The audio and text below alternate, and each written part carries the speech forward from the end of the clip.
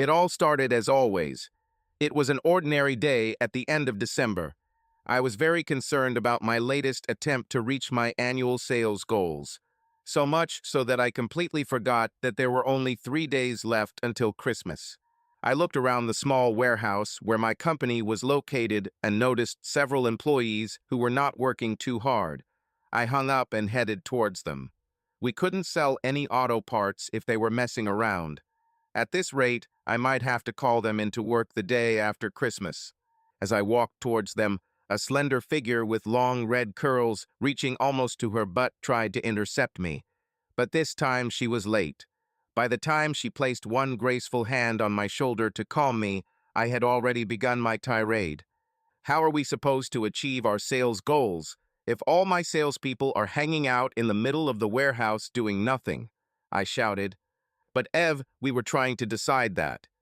Began Rob, one of my oldest employees. Rob was my older sister's son, so technically he was my nephew. The strange thing was that my parents remained active in their later years, so my nephew was a year older than me. You worked? I barked. Well, no, Uncle Ev, he said, dropping his shoulders and looking at his shoes.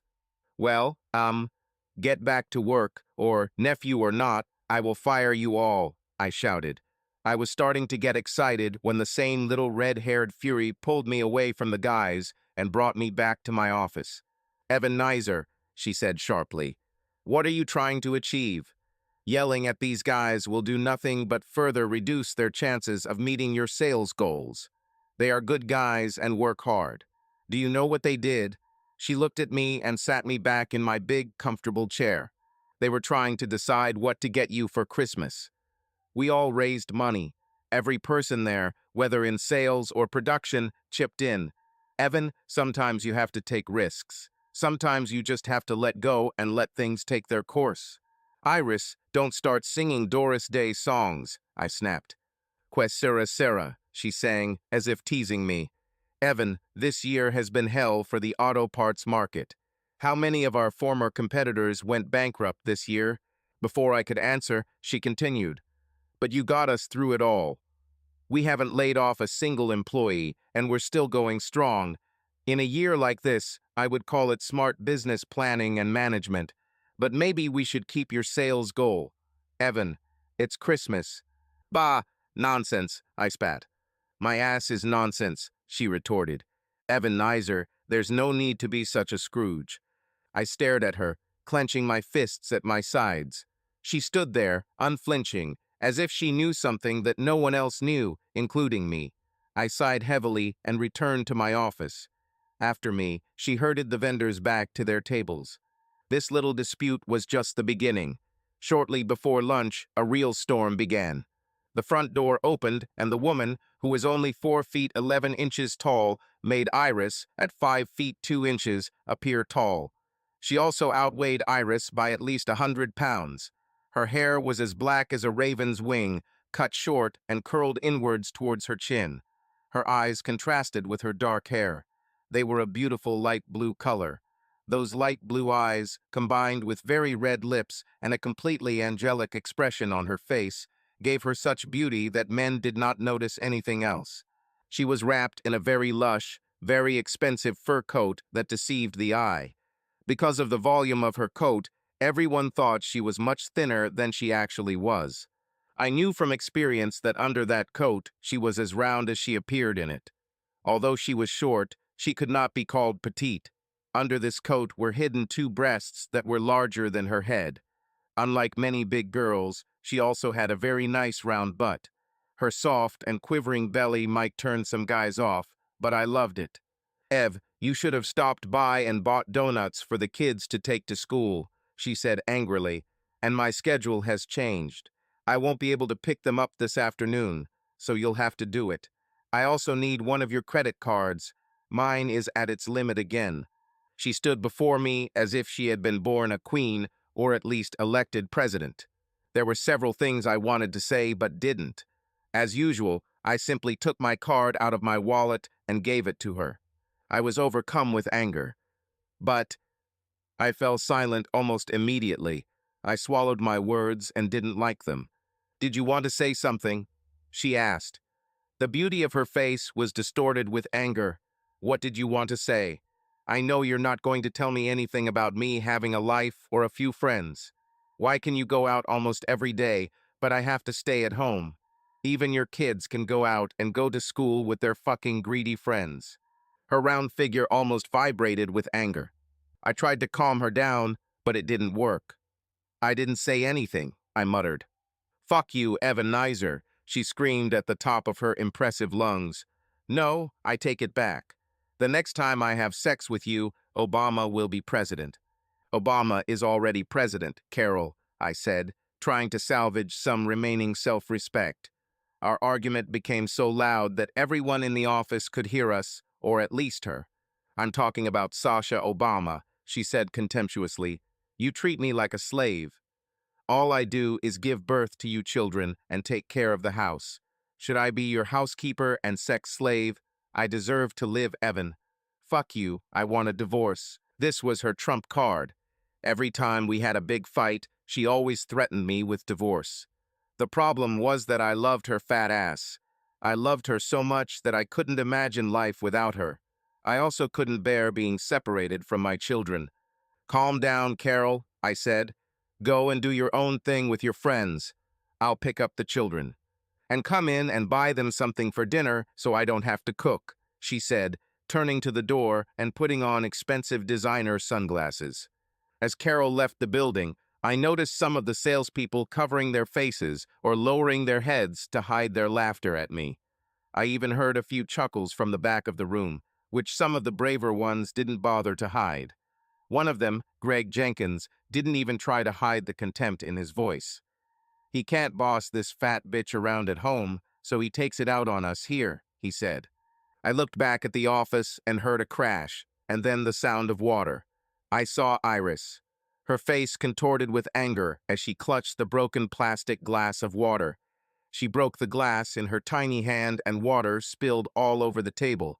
I've always heard that redheads can be hot-tempered, but in the 5 years I've known Iris, this is the first time I've seen her lose her temper. She stormed into my office and slammed the door behind her before exploding. That fat bitch is not going to divorce you. She's too smart for that. She knows that no one in the world will want to see her. I'm tired of her treating you like. She paused and looked at me. Sorry, Evan, she said calmly. I just lost consciousness for a moment. This won't happen again. Please don't fire me. I love my job. Iris, I would never fire you for any reason, I said. Is this what you mean? She asked, smiling. I simply nodded. Iris, I need to get out of here for a while, I said. I need to calm down. If I'm not back by 2:30, could you pick up my kids? She asked, smiling again. Of course I love your children. She acted as if taking my children was some kind of honor and not just another task. I gently grabbed her shoulder, then grabbed her keys and headed for the door. On my way out, I avoided eye contact with the men in the office. Leaving the office, I walked through the workshop and several production areas. Several of my longtime co-workers waved to me. I waved back out of habit, trying to hide my anger until I was out of the building. I calmly walked to my Jeep Grand Cherokee and opened the door.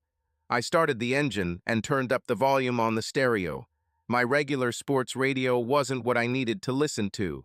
Mike Valent's smug tone didn't help calm me down. I switched to my music collection and selected a soothing Gordon Lightfoot song. When I pulled out of the parking lot and just drove, I had no destination in mind. I just needed to get away from people. I was driving north on I-75 when I noticed a nearly blinding flash behind me. I recognized the front clip and the design on the headlight the same way most people recognize one of their children. It was a Mustang GT, and it went damn fast. Whoever the driver was, he had more courage than me.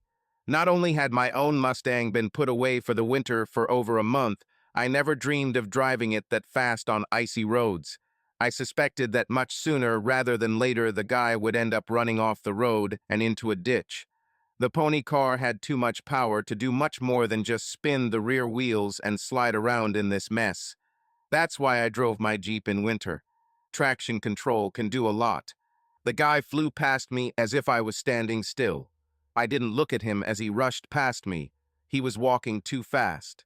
Besides, I had to keep my eyes on the road. Even with four-wheel drive, Michigan roads can be dangerous in the winter. Black ice lurks beneath every inch of hard-packed snow, and before you know it, you could be losing control in the middle of traffic. It seems like every idiot on the road thinks he controls a car like Jimmy Johnson, when no one else can drive a damn thing. My prediction came true as if I were a psychic. The idiot driving that beautiful yellow fish Mustang's tail swung wildly as the overloaded rear wheels began to spin in the snowy mud. Adrenaline overflowed my body as I tried to react quickly enough to escape. I jerked the steering wheel to the side to avoid crashing into the rapidly spinning pony car, and I flew off the road. There was a flashing light as if my head had hit something, but I don't remember the airbag going off. Crap, I thought. Leave it to Chrysler to ruin the only good car they make. Now even Jeeps were unreliable. I couldn't believe my airbag had failed. Carol. From time to time, men need to be put in their place. My mini argument with my husband went as well as possible. It was all planned. I've heard that the best defense is a good offense. My dad told me this all the time, so if I wanted to go out and do something and didn't want to worry about Ev calling home and asking where I was, the best thing to do was just tell him I was leaving. And after getting upset about it and starting an argument, Ev just left me alone and never bothered me about it or brought it up again. Of course, I lied to him about where I was going and what I was going to do, but he didn't need to know that. I got back into my car and drove out of Eva's warehouse. I took my phone out of my purse and called a familiar number. I actually knew the number by heart. I didn't save it to my phone's memory in case Ev ever checked my phone. "I'll be there soon," I said. Then I hung up. 20 minutes later, I got out of the car and entered one of the largest hotels on the riverbank. I didn't need to check the room number. I pulled out my cell phone again and checked the message I had received about an hour ago. I went up to room 2112. I took the elevator to the 21st floor of a high-rise hotel. I looked back at the other people in the elevator and smiled at a couple of guys who were looking at me. When I got off the elevator, I knew the way to the room. I've been here many times before. I knocked on the door, and it opened almost immediately.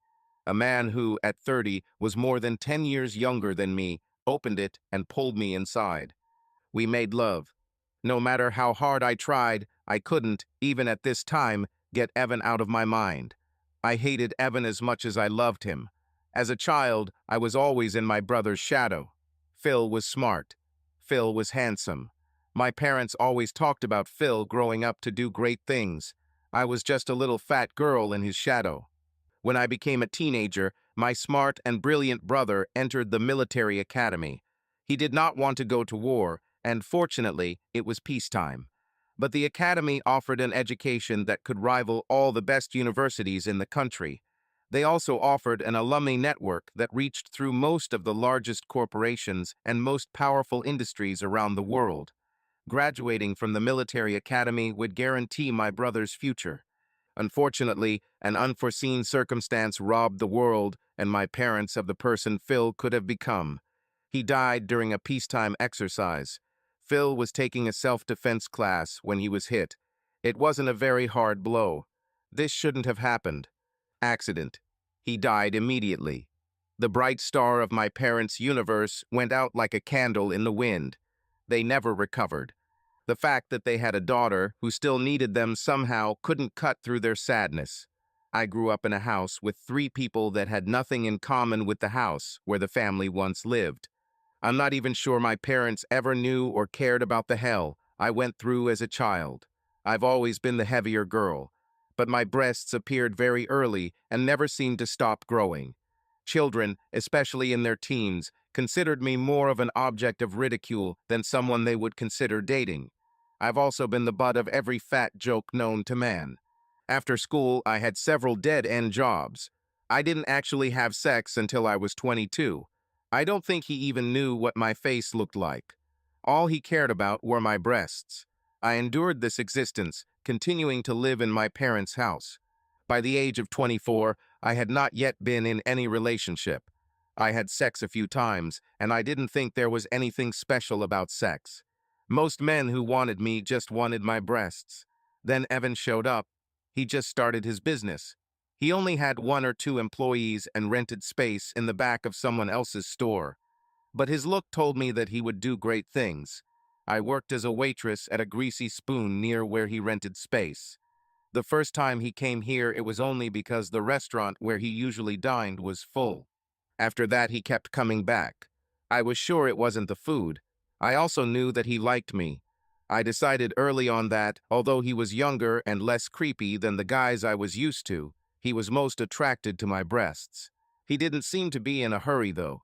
Then he seemed to gather his courage. I knew his next move would be to ask if he could take me home.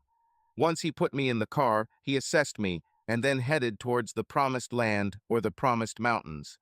Imagine my surprise when he asked me out on a date instead. "Where were you going to take me?" I asked. I didn't want him to know that it was my first date. I thought it would be something like a cinema. This way he could sense me in the dark. "I know a really great restaurant on the east side, close to the river," he said. "But if you want to go somewhere else." Shock is not a strong enough word. Then I noticed it.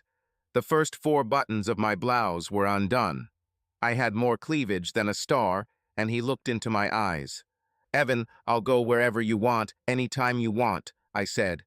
From that moment on, I was Evan's property, and he took very good care of me. I fell in love with the way Evan made me feel. Many other guys looked at me and saw a fat girl with huge breasts. Some of them didn't give me enough attention. Some of them had just seen a pair of tits walking. I wasn't sure they even knew I was related to them. But Evan saw me. He often told me how beautiful I was, and then we didn't even have sex. I started to feel a little apprehensive about what would happen if we had sex. Will he still think I'm beautiful? Or he'll see that I'm just another fat girl and stop loving me? It was like a banned substance to me. When it finally happened, it was a life-changing event. I didn't think things between us could ever get better.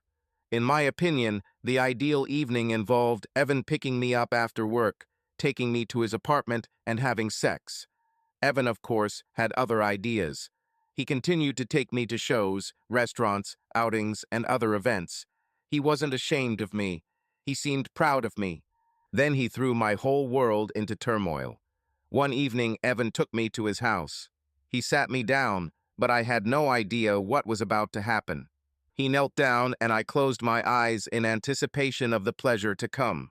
I waited a few seconds, thinking he was teasing me. When after a few moments nothing happened, I opened one eye and went into shock. Evan was on one knee in front of me and held out the most beautiful ring I had ever seen. I was in a daze. "Carol, are you going to give me an answer, or do you need time to think?" he asked. In an instant, my life changed. Until that evening, I kept Evan a secret. Only the women I worked with knew about him. None of my family or friends knew anything about him outside of work. That way, if something went wrong, no one would be able to laugh at me or look down on me. What I hated most was the way the poor fat girl looked.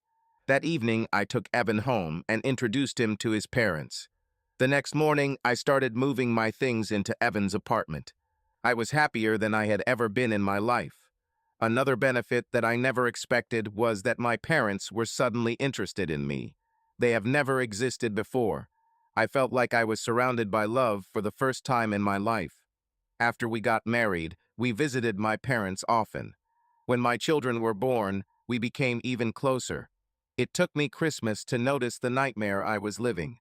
My parents gave Evan very expensive fishing equipment. My father also took Evan fishing in the Florida Keys. There were also plenty of toys for the kids. They gave me things for the children. They didn't give me a single personal gift. Then I realized that my parents don't care about me. I was surprised they even knew my fucking name. Their only interest in me was that I brought them Evan. Evan was a kind of replacement for my brother in their hearts. They also loved their grandchildren, and I was only there to take care of Evan and the kids. My own parents ignored me at every turn. It took some time, but over time I began to hate my parents. I also began to somewhat recently Evan, and even my children. I wondered what the hell was wrong with me. Why couldn't the people who gave me life see me as a special and important person? I don't know exactly when I decided to punish Evan, but I've been letting Billy have sex with me for the past year. I see Billy at least a couple times a week, and every time I feel like I'm hitting back at Evan and my parents. I guess I'm punishing my parents for never treating me the way they treated my brother, or the way they now treat Evan and my children. And I'm punishing Evan for taking my parents' attention away from me. Billy and I will line up and go to bed. Before leaving the hotel, I left him some money. Billy doesn't have a job, so he needs my help. Giving him money is the least I can do for him. Billy loves me, not my parents, and not my children. Billy is all mine. Evan. I was awakened by a knock on the windshield. There was a guy in my Jeep. My head felt very strange. I looked around and noticed that my Jeep was totaled. I got off the road.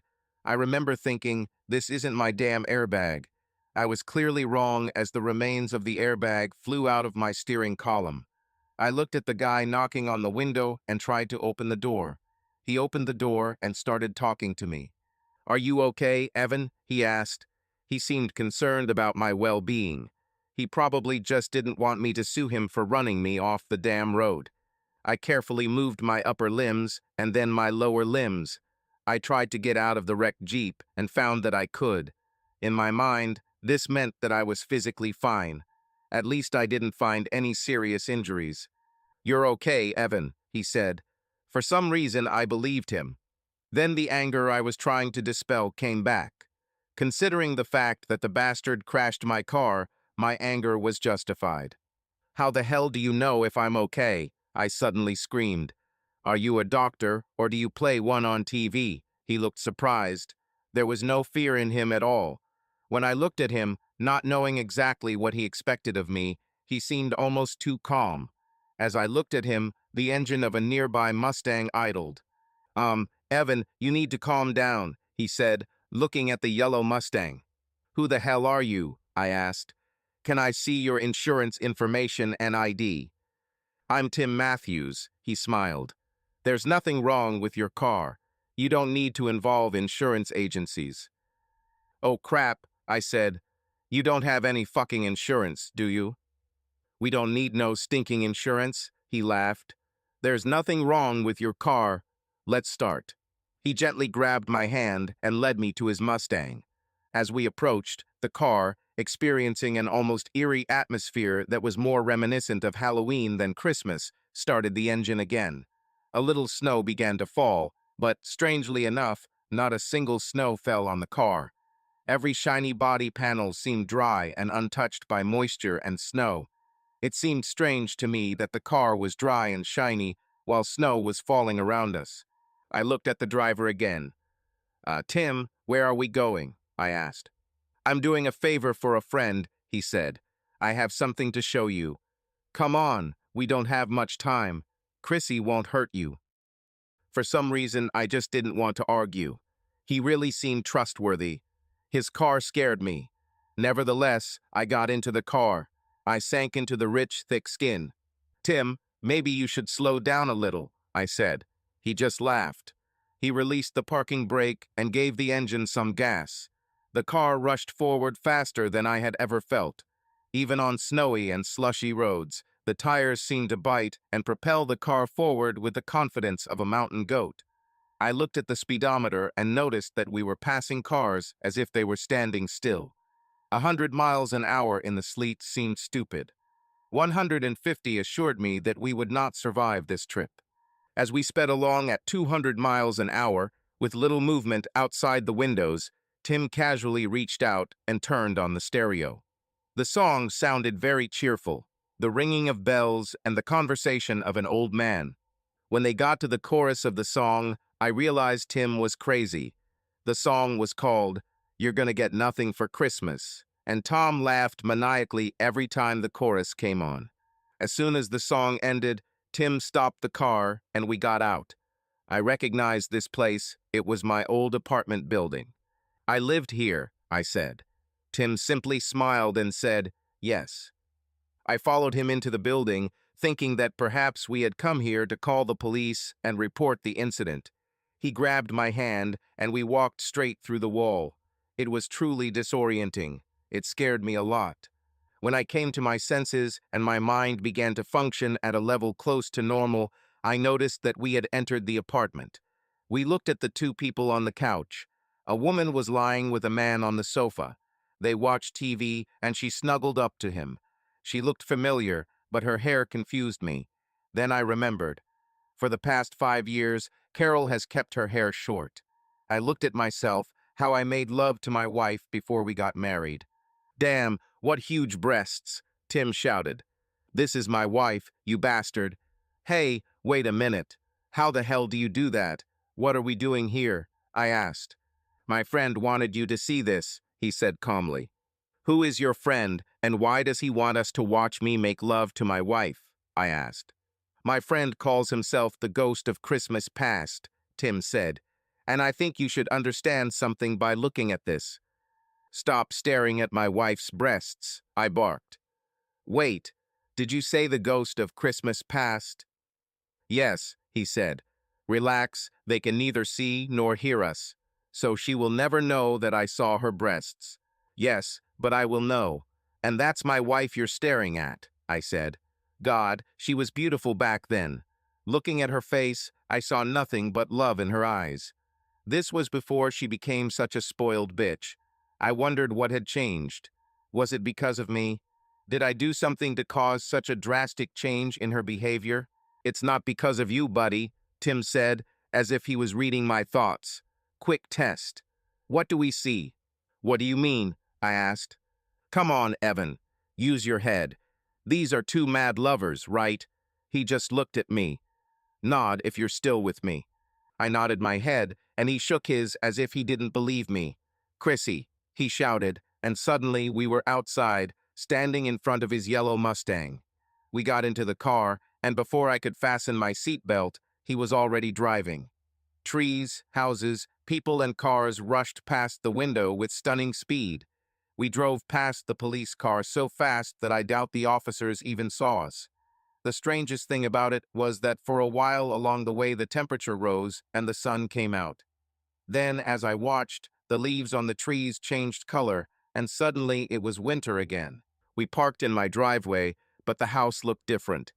The fence we put up a few years ago is gone, and looking at the backyard, I didn't see a pool or a deck. It was strange. I looked at him to ask a question, but he was already outside the car. "Hurry up, man, we're limited on time," he said. I got out of the car and was confused. "What the hell are we looking for?" He grabbed my hand and walked through the wall. I was ready for his trick this time. We entered a scene that should have happened 3 or 4 years ago. My family was together, but the children were probably only 5 and 6 years old. Apparently, it was Christmas morning. I started to see something. The first place we visited was also at Christmas. Iris and I just got together. This was our first Christmas together. Then we couldn't tear ourselves away from each other. The scene we were watching now was years later. We had money and we spent it on children. But Carol and I were still madly in love with each other. While watching this scene, I noticed something. I walked up to the stage a few inches from Iris and looked closely at her face. Her face was different. I couldn't pinpoint exactly what the difference was, but there was one. Her face became harder. Perhaps it was because of the passing years or the challenges we faced. I looked at Tim. "Well, your head is partially out of your ass," he chuckled. "But you still don't see everything. At least you noticed something, so maybe you still have a chance." I went to the kitchen. I looked at the calendar on the refrigerator. It was Christmas 2009, 4 years ago. "Can I have some hint?" I asked.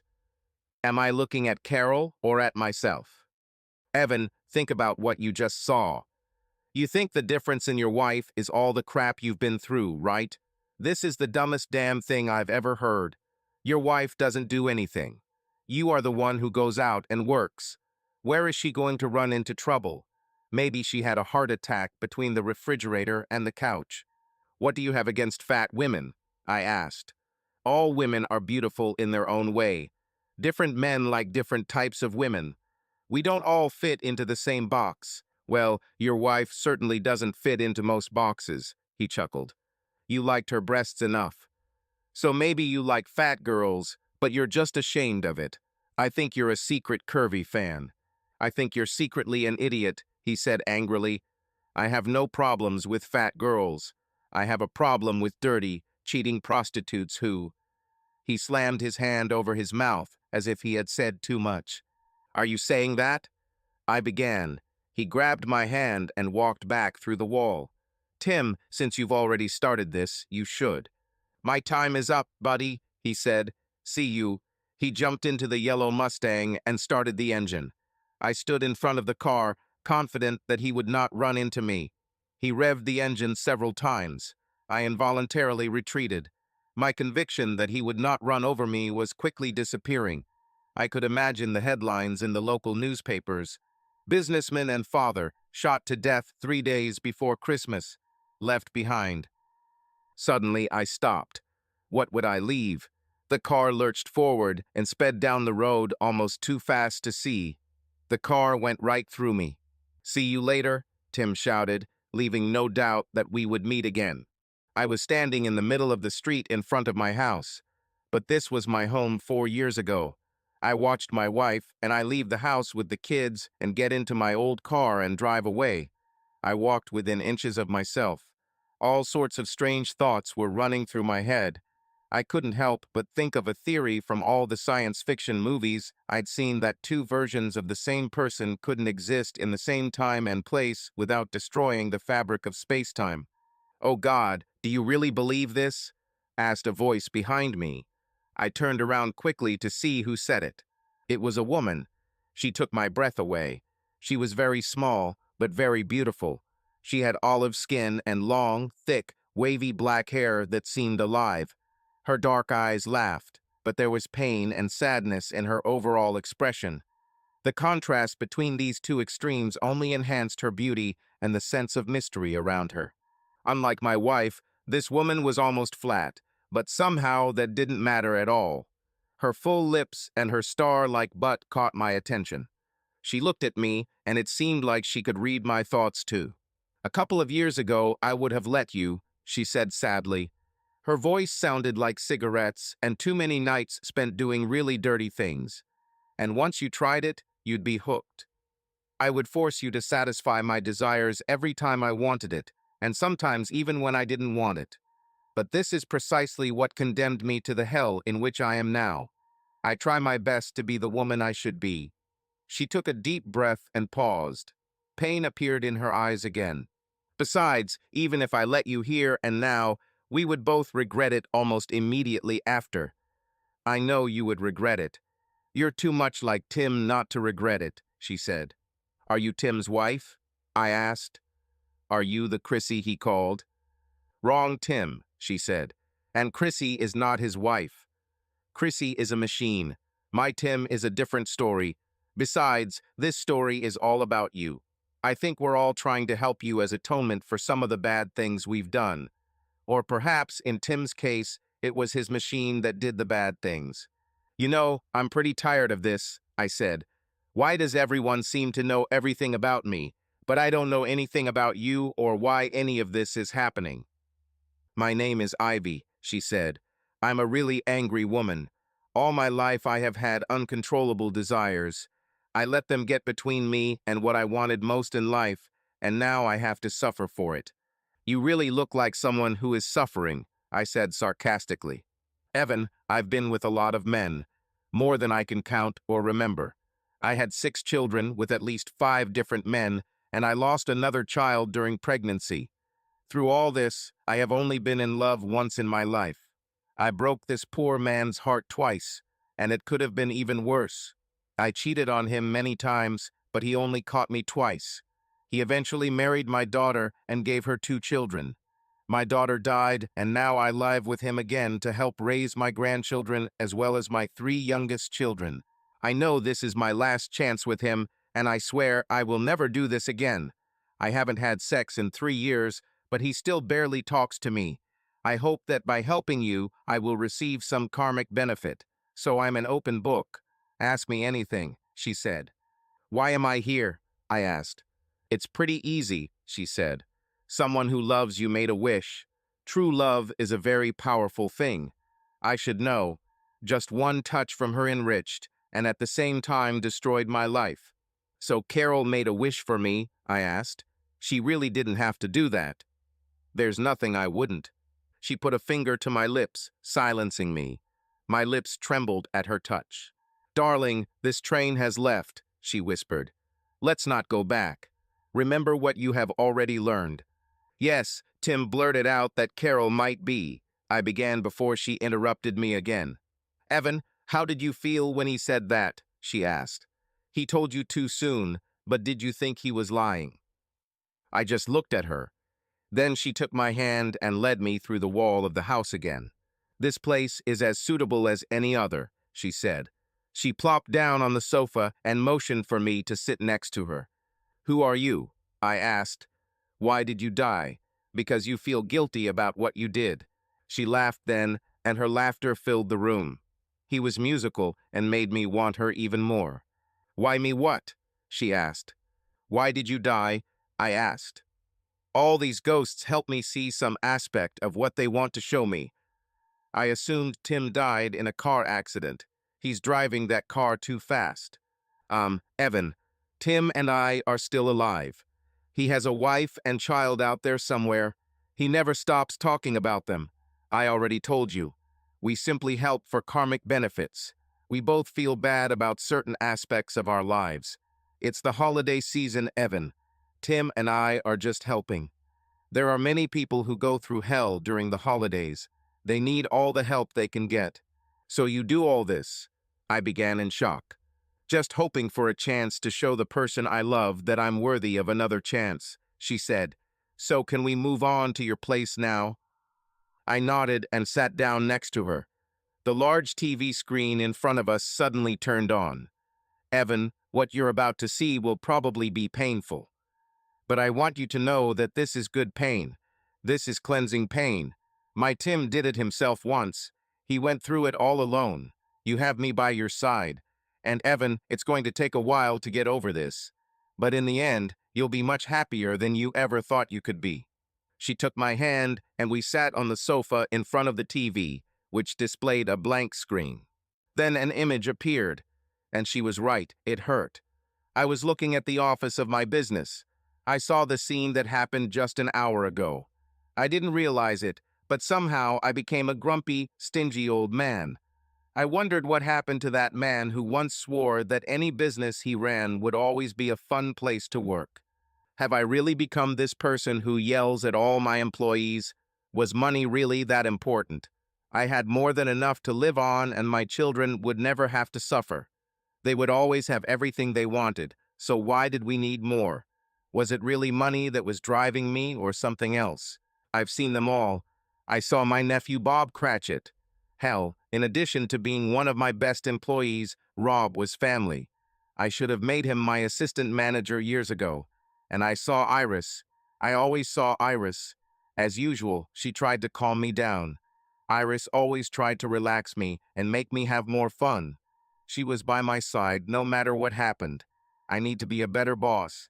I need to be a better friend to all of them. They are as important to the success of my company as I am. And then Carol came. She humiliated me in front of my employees. Every year she became more and more spoiled. She spent more and more money, and most of the purchases were so stupid and useless that I even stopped tracking them.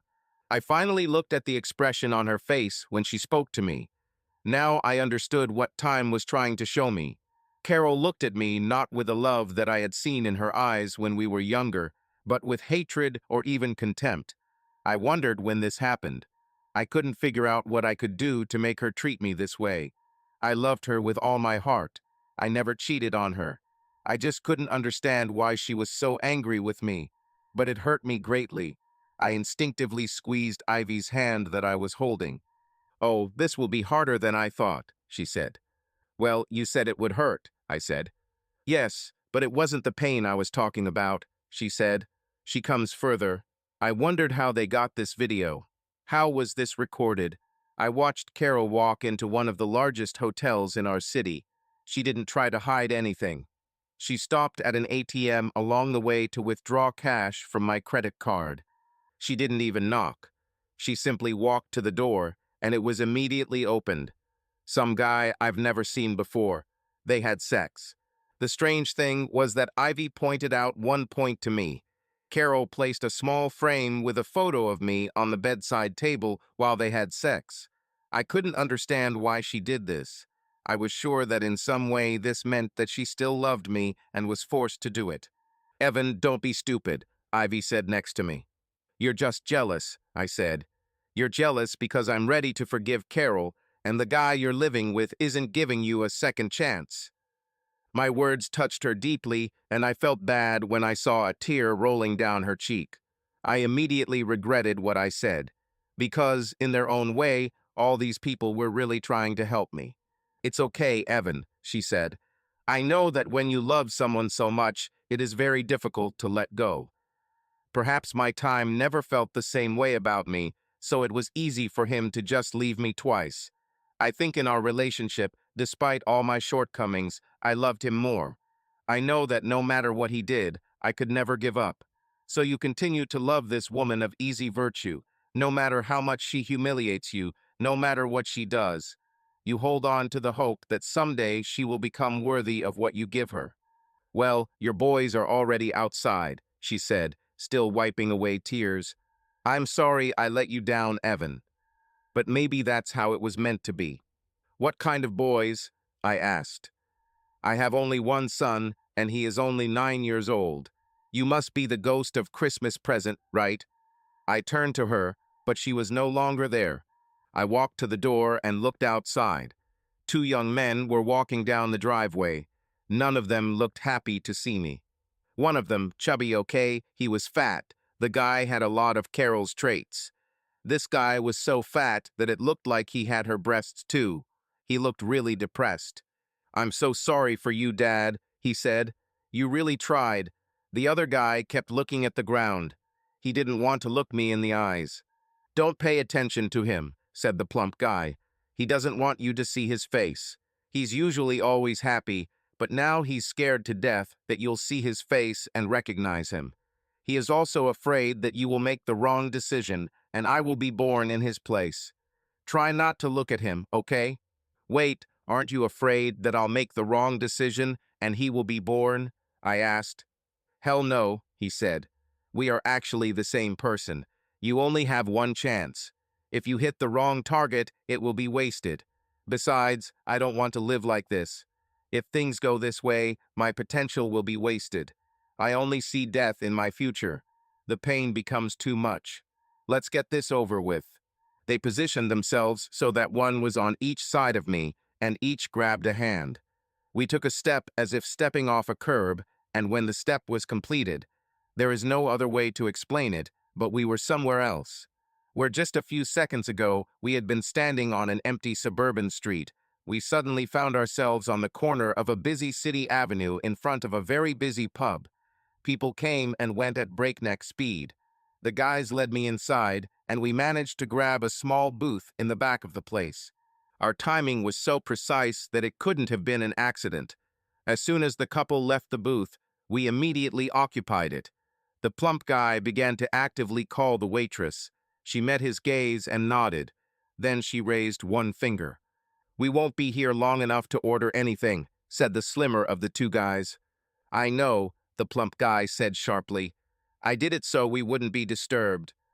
The easiest way to keep the waiter from approaching you is to pretend that you are desperate for service. This works with waitresses too." Then he pointed to the table to our left. It didn't make sense. But the plump guy was sitting at the table, hidden from view. "This is—" I began. "Yes, it's me," said the plump guy. "But you look terrible," I said. "You look like— It's like I'm trying all the illegal substances and everything else to kill myself." He blurted out. "You're smarter than you look, Dad." "Come on, we have to go," said the slimmer one, as the version of the chubby guy we were looking at stood up and staggered out of the tavern. We followed him. He staggered in his drunkenness right into the traffic and almost caused an accident, but remained unharmed. A few blocks later, he practically crawled into the driveway of the same house we had just left. I don't know how many years we moved forward, but the house was no longer well maintained. The guys took my hands again, and as I expected, we walked straight through the wall. Inside, the house seemed even darker and more depressing. The house has been refurbished and has all the modern conveniences possible. There were things there that I didn't recognize. They must have been products of the future. I saw myself again.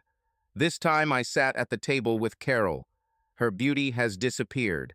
She had at least 3 chins. She wasn't much fuller around the waist than she is nowadays, but somehow she didn't wear it as well. "Do you want to talk about this before your son comes home?" she asked. "Carol, you know he's not my son," I said. "You're the only father he knows," she sobbed. "Don't take it away. He has it. Carol, he is an adult and not stupid. I think he always wondered why he wasn't like his older brother and sister. If anyone deprived him of something, it was you. You sucked all the joy out of our lives," I heard myself say. "It was a mistake," she sobbed, "and you can't let it go." "Why should I?" I asked. "I'm not as stupid as I was when I was young. I forgave you the first time, and what did that give us? You forgave me, but you never trusted me again," she said. "I know you tried, but even what I always counted on, your boundless love, I destroyed even that. It was subtle. You started spending more time at work. It seemed like you were always working. You doubled the number of hours you spent there. And on weekends you were always busy with the children. You 3 did things without me. Even when I was invited, I did not feel comfortable. It seemed that you pushed me into a second betrayal." "Are you trying to blame me for what you did?" I shouted. "It wasn't me who couldn't keep my legs together. And I forgave you. When you got pregnant, even though our sex life had all but disappeared, I went for it. I did the same things as with other births. I fell in love with you again. I saw this as a sign that it was time to leave the past behind." Carol began to cry.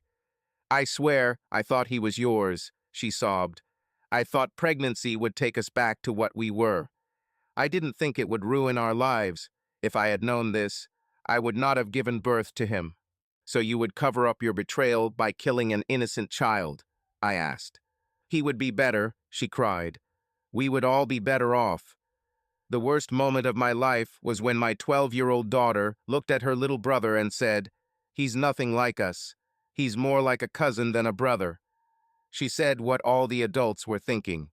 You did your best, Evan. But you still treated him differently. You bought him the same amount of things and never separated him. But there was just a difference. Hell, I blamed him for not sleeping together after he was born. I'm not even talking about sex.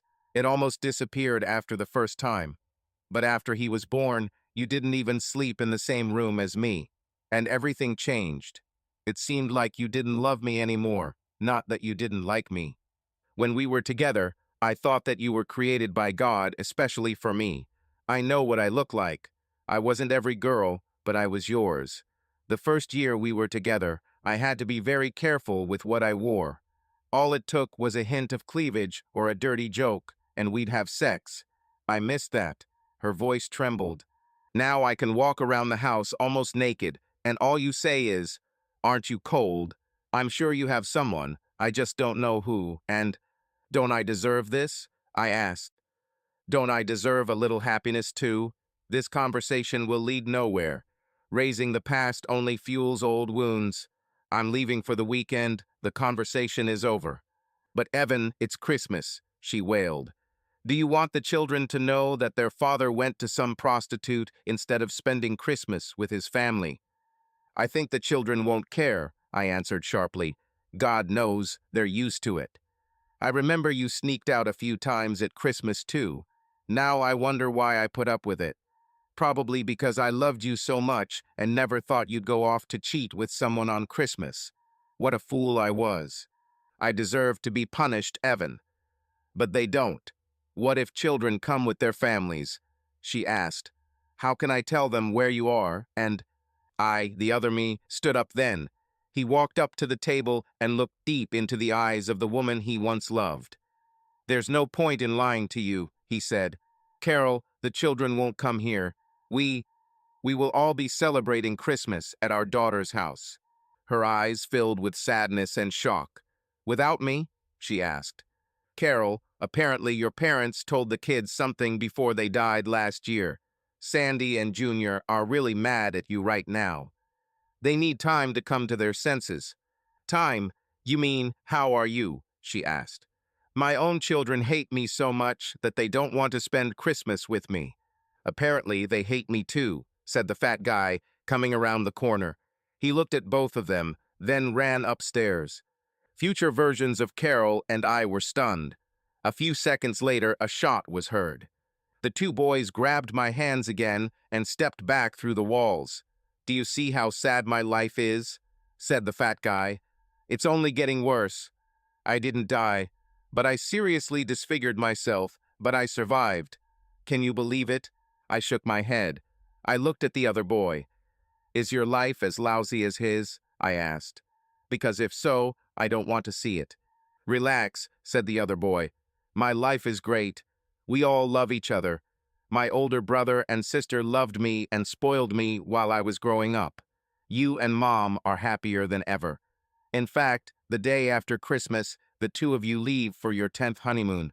I almost regret that you are not leaving, but I cannot persuade you to stay. Why don't you want us to leave? I asked, still trying to see his face. Because Sandy and Junior have their own lives and families, he said.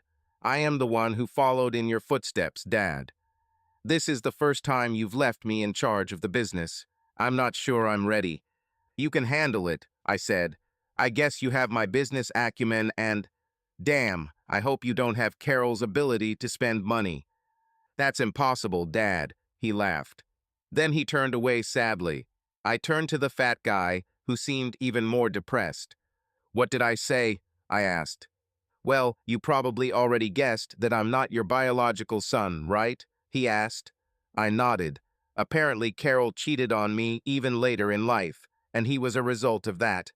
This made me wonder if I should forgive her. Oh, I said sadly.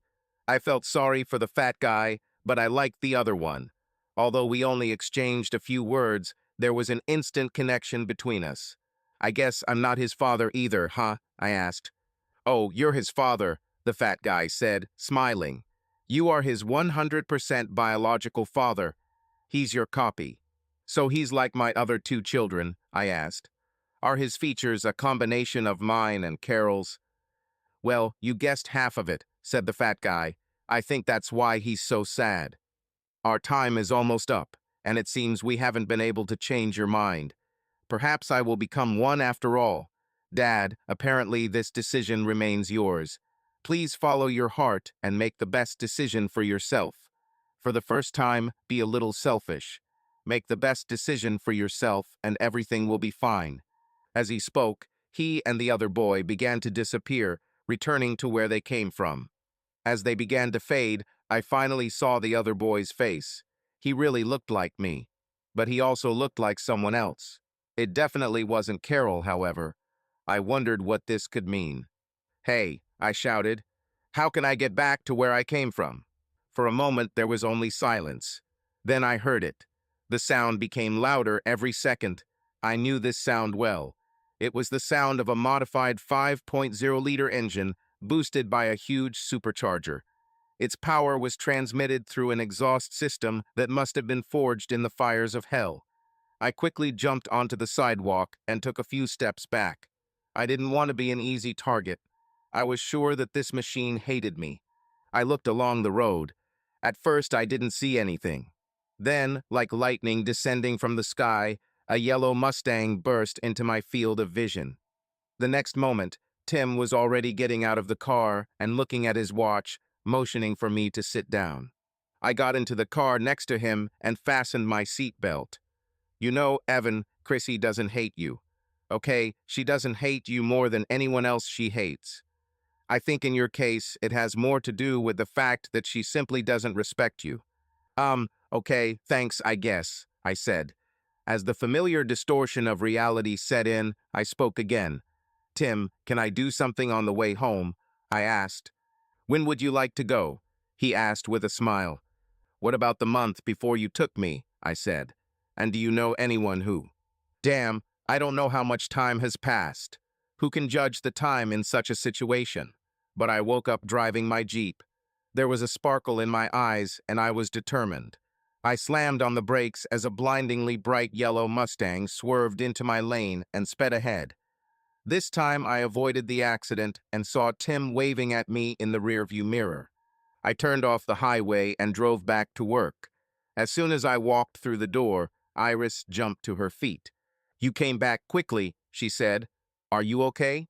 "Iris West, you worry too much about me," I said with a smile. "It's my job," she said, blushing.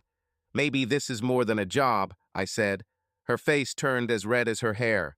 Before she could respond, the doors swung open and several men carrying huge stacks of pizza entered the room. Another guy came in and started setting up the DJ booth in the middle of the office. For several minutes, the music played throughout the office. "Hey," Greg Jenkins shouted, "how should I deal with this noise?" "Well, Greg," I said, "we're having a Christmas party. I'm going to give everyone their Christmas bonuses, and then we'll party like it's 1999. But you won't have to worry about meeting your sales targets anymore, because I made some vital decisions while I was away." "You were only gone for a couple of minutes," he snapped. "How important could these decisions be?"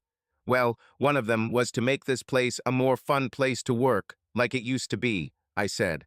"And another thing was to stop worrying about all this bullshit and just go with your intuition. Another thing was to stop putting up with bullshit from people who don't have my best interests at heart. And see, I heard what you said earlier, Greg. So you're fired. Get lost, buddy." He was stunned. I patted him on the back and wished him a Merry Christmas. Iris and I walked around the office, handing out bonus envelopes, while the party was in full swing. Everyone in the room was dancing or eating except Greg, who was angrily packing his things. I still hadn't made a decision about Carol, but I had a plan for any outcome. I decided to let her make the decision for me. But anyway, we had to sit down and talk after Christmas. Unfortunately, everything went wrong. Late on Christmas Day, around 11, Carol went upstairs. The children were still opening the last of their presents and deciding what they wanted to play with. I followed Carol to see what she was doing. She dressed as if she was going out. She saw me and started talking in that irritated tone that I started to hate. "I need money." "I'm going out," she said. "It's Christmas, Carol," I said angrily. "Your parents are coming, and—" "I won't be gone for more than a couple of hours," she interrupted. "You can entertain them. I need to relax with them. I doubt they'll even notice if I'm not there." Under my breath, I muttered, "Why can't Billy get along without you just once?" "What? What did you say?" Carol asked. Her face turned pale with shock. I said, "Damn, this is stupid. Let's not fight," I said. "Go, I'll look after your parents until you get back." I forced myself to smile, but underneath that smile, I had already made my decision. In fact, Carol mistook him for me.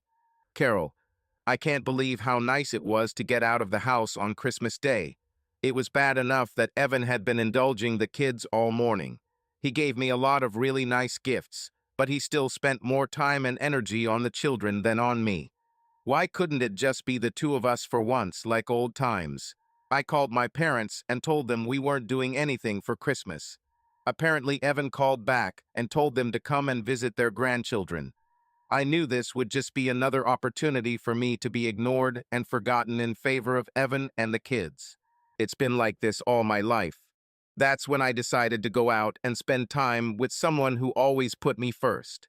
I reached the hotel in record time. I felt strange. I felt like something was wrong with me. Evan was starting to get to me. He seemed so hurt when I left, and he gave in so easily, but he always did. The entire time we were together, Evan always tried to give me everything I wanted to make me happy. For a moment, I wondered why I was punishing him because my parents didn't pay attention to me. I also realized that I was transferring my anger and envy towards my brother onto my husband. But these thoughts were fleeting and disappeared as soon as the door opened and Billy pulled me inside. I decided to have fun first and then give in to the guilt. But then there was no later. He started telling Billy how sad he was that he couldn't buy his parents Christmas presents. He talked about how one day I would meet his parents, and they would love me. I reached into my purse for the money I brought him. The thought sent shivers down my spine. I would like to meet his parents. Perhaps this is what I need. Perhaps a new family is just what the doctor ordered. Maybe I need to start over without my husband and children taking up all the love and attention. But I put that thought aside when I gave Billy the money. Billy was fun and a good way to punish Evan, but he was a toy. He could never replace Evan, and I truly loved my children. Billy snatched the money from my hands as soon as the hotel room door swung open. 3 policemen burst into the room and demanded that we raise our hands. "Get dressed, fat asses," said one of them. "You are under arrest." "Why am I being arrested?" I screamed. I did not do anything.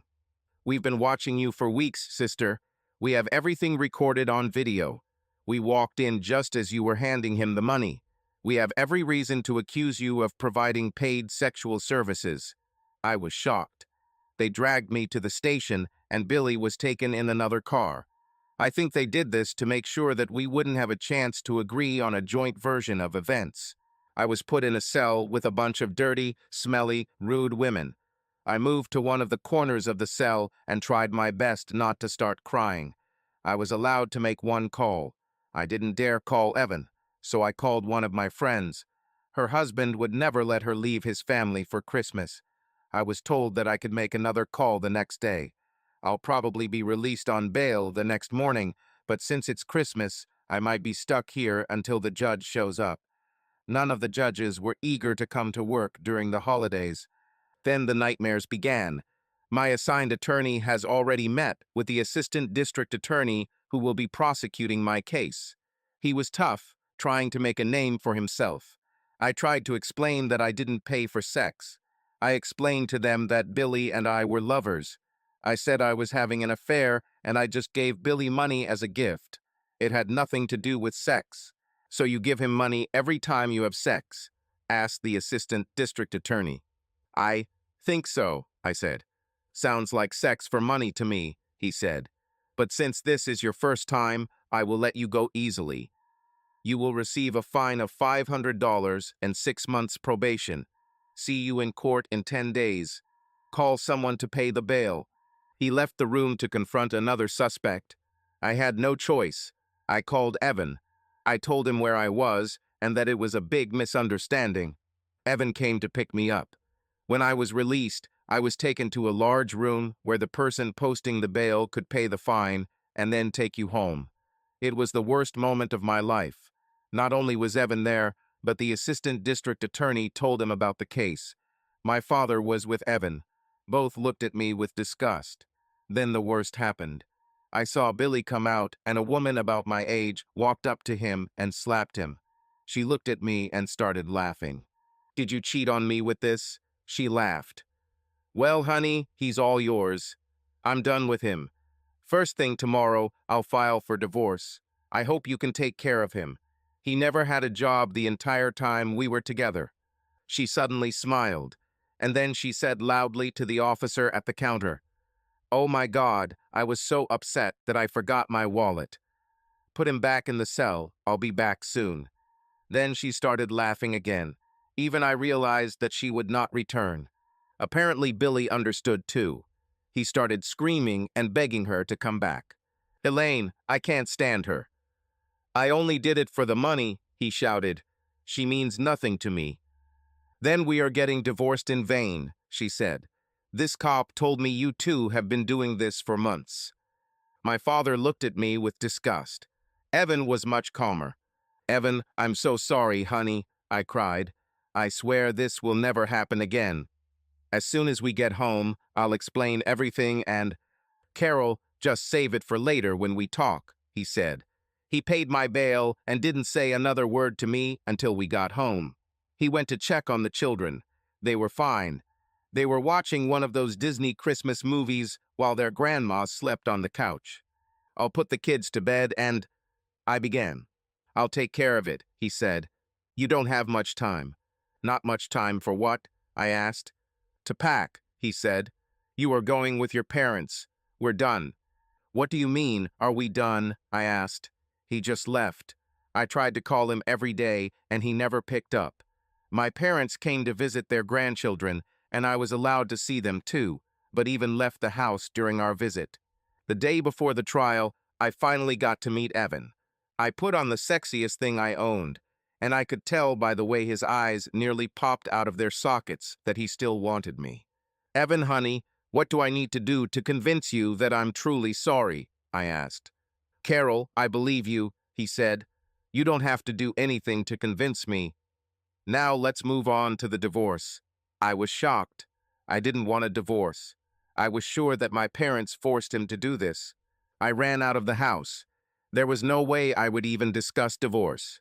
Apparently, this was all part of Evan's plan, because he never tried to call me or anything again. The next day in court, I learned that in addition to the charges of providing paid sexual services, Evan was suing me for fraud. The judge essentially agreed with the assistant district attorney on the charges, but he also put me on the sex offenders list. I felt Evan's influence in this. I found myself divorced and penniless in less than 3 months. There is a law in our state that if you have committed a crime against your spouse, he can get a divorce almost immediately. The law was passed to help abused women, but Evan's lawyer used the rule like a virtuoso. He also used the fact that I was on the sex offender registry to get full custody of the children for Evan. My parents insisted that I find a job and a place to live. Over the next few months, I learned a lot piece by piece. I learned that Evan knew about what was happening long before my arrest. He hired a private investigator to follow me about a month before I got caught. Evan's private investigator gave an anonymous tip to the district attorney and secured my arrest. I also found out that someone beat Billy up. Evan was at a school program for one of our children at the time of the beating. Several witnesses saw him there.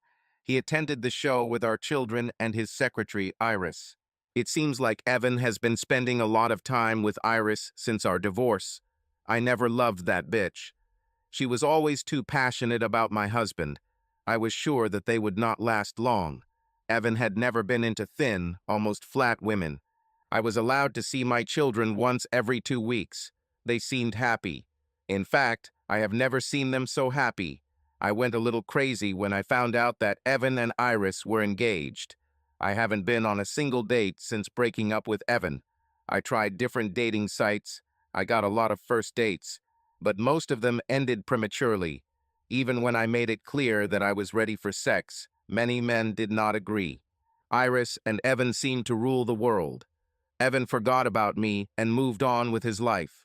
I became obsessed with getting my husband back. I decided the best way to do this was to get Iris to leave so we could make things right. I started following her and calling her constantly. This led to me being admitted to a psychiatric clinic.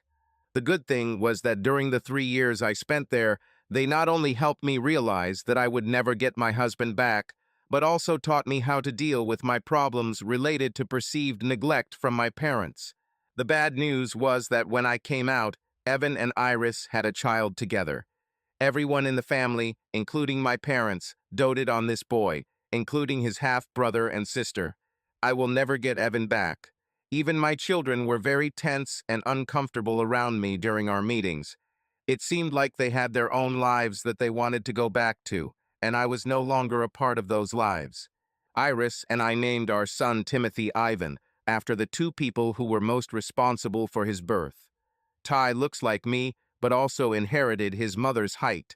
He was so small that his older brother and sister called him Little Tim. Over time, we lost track of Carol. She simply disappeared from our lives. I heard rumors that she leads a very bad life. I never followed these rumors because I didn't care. Even the children didn't mention her anymore. In her own way, she truly became the ghost of Christmas past. The good thing is that the past is behind us, so Carol belongs there. I sincerely hope that she found some kind of happiness for herself, but I don't care anymore. I'm too busy with my wife and kids to let an unpleasant memory ruin everything. The day after Christmas, my beautiful Iris and I are heading off on yet another honeymoon. I believe this is our 10th. Ty will look after the business while we're gone. It took me a while to realize that it was Iris who made the wish for a happy life for me. She was in love with me for many years before she made this wish. Wherever they are, I hope Tim and Ivy got what they wanted too, because they gave me the best Christmas present ever. Subscribe to our channel so that your love doesn't cheat on you, and go ahead and listen to the next story, because this story is nothing compared to the next one. If you're under 18, don't even think click to the next one.